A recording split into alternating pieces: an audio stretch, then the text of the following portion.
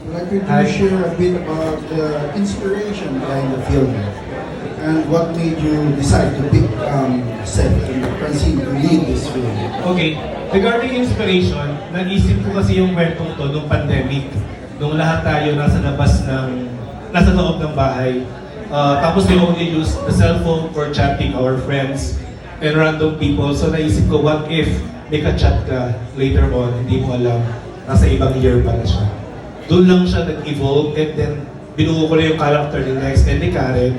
And yun, regarding sa casting for Francine, it's Miss Rosel Monteverde. Siya ang nag-cast for Francine and Seth. Okay, thank you. That's all from me. Okay. Sa Valencia, kinausap ko silang dalawa. Sabi ko maraming eksenang mag-chat kayo at mag-video call, pero wala kayo sa camera. Can you support each other? Kahit wala ka sa camera, can you be behind the camera to throw your lines? Ginawa nila. Kahit wala sila sa shot, nandun sila to feed the lines of their character para gusto ko kasi mas normal yung reaction nila eh.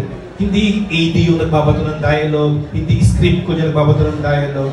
Pag co-actor kasi mas natural na magre-respond yung kausap eh.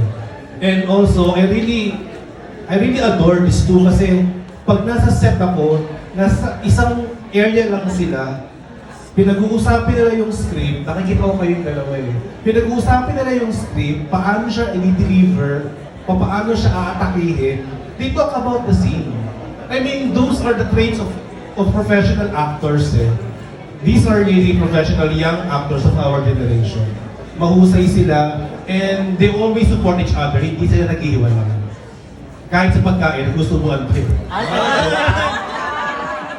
Kaya hindi na sila co-actors. Sweet naman talaga sila.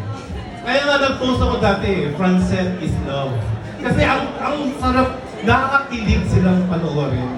As young actors, I mean, nakakakilig. Alam mo yung sa edad ko nito, 44 na ako, nakakita ko sila, Direk, naalala ko nung high school ako. Direk, ano pa? Gano'n sila?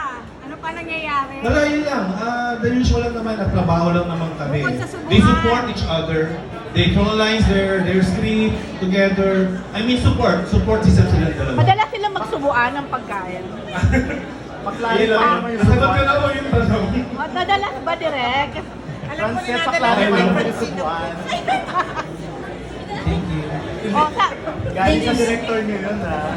Dinadalan daw ni Francine Alright, ng thank you food. so much.